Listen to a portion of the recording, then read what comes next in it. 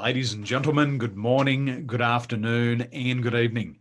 Our guest today specialises in helping customer-owned banks and financial institutes gain brand recognition, develop deeper relationships in the community, and reach their organisational goals faster and easier.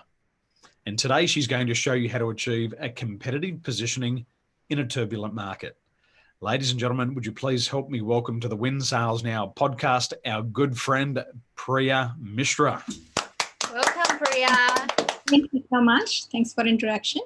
Thank you for joining us here. It's a pleasure, and we love the work that you're doing, and you're making a big impact out there. And I haven't had the chance to ask you this question before, but why did you choose to get into marketing?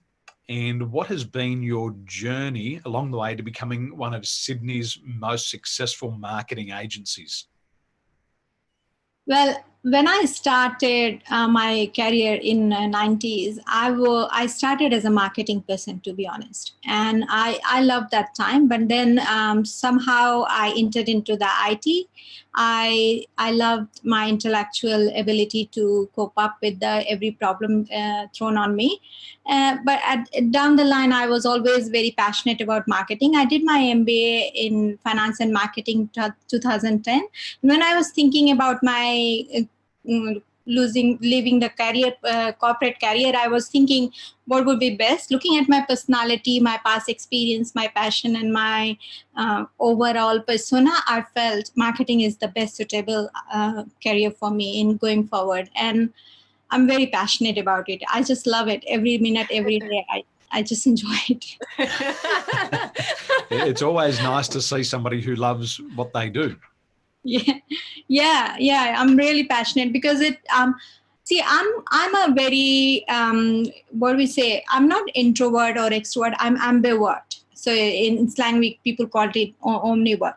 So because I like going public, meeting publicly, and exploring and sharing my knowledge, intellectual stuff, all that thing. But sometimes I really enjoy being my quiet time and actually embrace what I'm learning day by day. So I felt this is the best suitable career for me. Amazing. Yeah. And what we were talking about offline is that a lot of businesses, there's a couple of missing links here.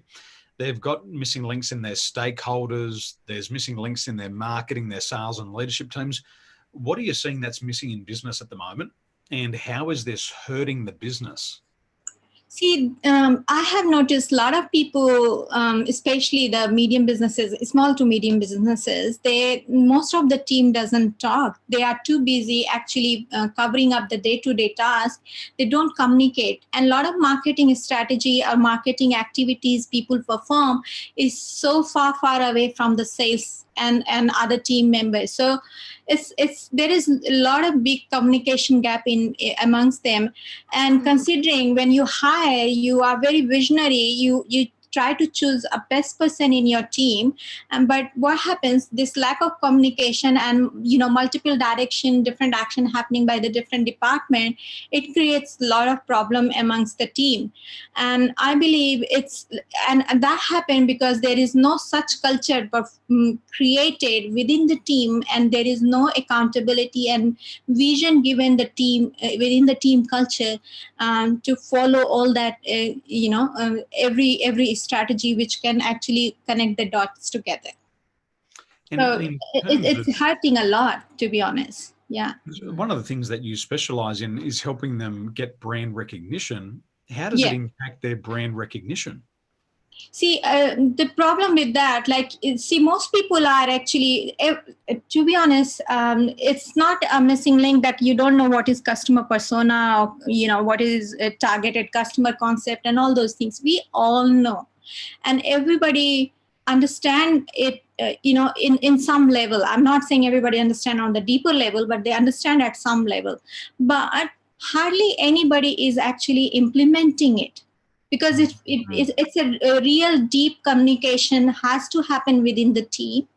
And when you are actually preparing your content strategy, your communication out there, outside the company, outside your home, when it is going out, it has to be really consistent. and it has to be very targeted and focused what you really want to say based on the service or product you are offering, which is really a big gap because this team is not communicating. So this communication is not going in a right direction. And people think, I met a lot of people, they say, oh, I have done this SEO, I've done this social media promotion, I post every day, I have 10,000 people connection. But what's the meaning of it? What's the outcome of it? Everything is depends on in the communication you are throwing out. The other day, we were talking about businesses having relationships in the community. And you were talking about some banks who weren't even known to people in the community. Yeah. How is that hurting the business? Trust me, there are a couple of banks, I won't name it, but they have been here for 6-7 years, and their own community is not many people are aware about it. And it's hurting the business. How like I'm interested in, if I'm up from a particular community, I would rather choose that bank so that I can actually go and stay connected to my home. It's, if I don't know, how would I choose? I'm unaware about it. It's not then knowingly I'm doing, it's unknowingly I'm not helping my own community. So with the work that you're doing, what are some very practical ideas that you could share with businesses out there so that they can start to deepen the relationship and how they can get a competitive market advantage in a turbulent economy? So when it comes to the practicality, see, every time I go, and most of the digital media strategists or the people who are working in the digital media space, they are talking about, why don't you actually go and be active on social media? And they go get active. And being active doesn't mean that it is actually very focused activities happening, because your action defines the actual outcome. So my practical experience says that, like, I have around 3,000 some followers on LinkedIn, and see, I have some people in my connection for ages, and I'd never contacted them back. At the initial, I said, hello, good to connect with you. And then we tried 1-2 times that, can we catch up on coffee or something? And they said, oh, yeah, sure. And then they forget. And it's been there for 4 years, 3 years, never communicated, which is not good. If you are connecting, try to communicate. So I have started this campaign, rather than connecting new people, let's build a relationship with the existing people. So I started engaging with them. Like, I literally go pick up 20 people from my connection, and I literally comment on their post. I like, share, say something. And if I can get their 15 minutes catch up call, I'm trying to do it, because I really want to know who is around me, and how can I help each other unless we know actually each other. And it's very shameful when people connect with you and then second mail comes with a sales pitch.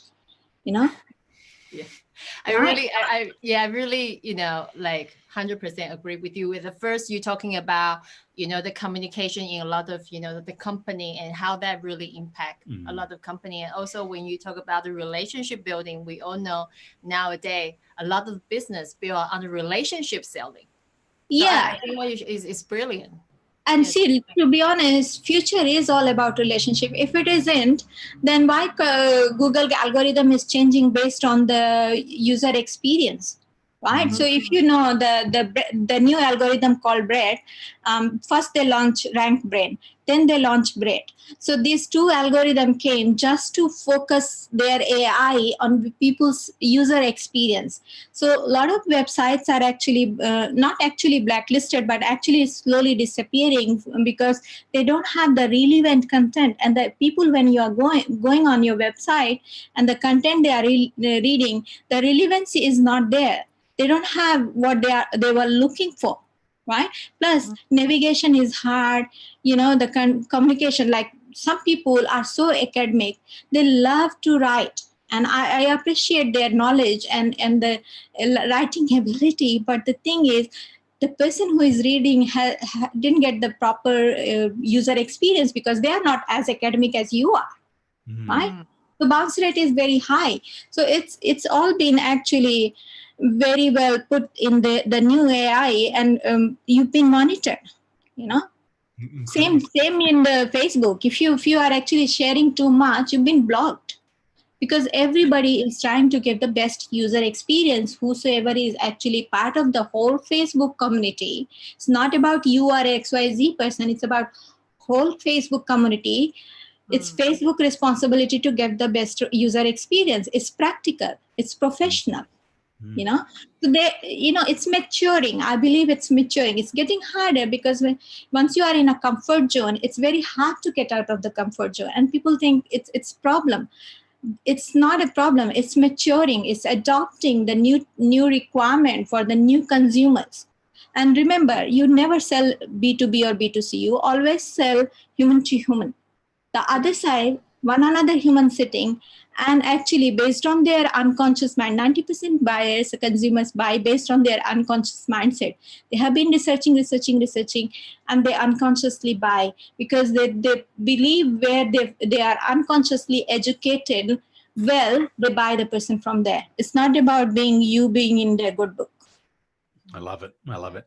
So for people who are in business, these people who are in the small banks and the financial institutes, and they would like to learn more about the work that you do, where should they go now? What's your website? So my website is exonte.digital. And see, the most problematic in the fintech area, like most fintech people are not, they are very much busy in their technology and they're very good at it. Like I'm from banking fraud management, so I understand how that whole entire world works. And they are very passionate about technology. They know they want to best serve with through the technology, because it's billions of dollars you are losing on cybercrime, right? And these days, right? So you need to mature that, and it's a highly secure area, has to be, because it's a end user emotions involved. But if you're not reaching out with the proper connection, there are hundreds of competitors as well. So, like it's kind of a predatory marketing. I don't know if we have time to discuss about it. Predatory marketing is something like people are actually preying on your consumer, and how you actually find out their biggest strength and find out their weakness within that strength. And then what is your strong position and how you can position yourself. That's gonna be a challenging, in the upcoming market, and especially in the fintech industry, and they should actually consider more getting involved with in their own consumers and educating them more in a very easy language without using too many jargons. I'd like to come back another day and talk deeper about this predatory marketing.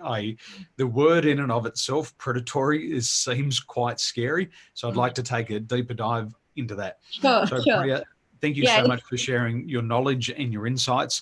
And to learn more about the work that Priya is doing, head over to exonte.digital. The link below. And make sure you connect with Priya today. Priya, thank you so much for your time and sharing your knowledge. Thanks for having me. Thank you so much. Our pleasure. Bye.